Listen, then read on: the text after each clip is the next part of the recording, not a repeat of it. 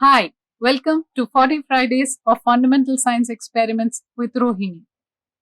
Have you ever wondered how electric energy or electric field is converted to mechanical energy and makes things move, like in a toy train or wherever a motor is involved, like probably in a giant Ferris wheel and all that?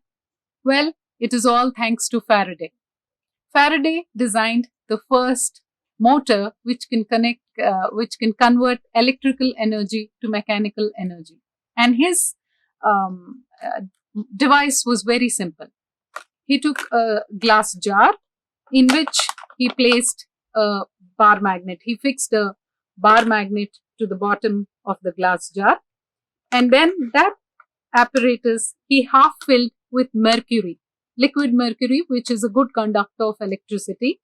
And then into it, he placed such that the electric wire is connected with the magnetic bar.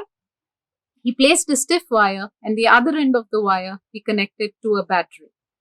And then, when he passed electricity through the wire, the electric current interacted with the magnetic field, and the magnetic field and the electric current interaction allowed the wire to rotate clockwise. Voila! And we have the first motor which can convert electrical energy to mechanical energy. All thanks to Faraday. Thank you.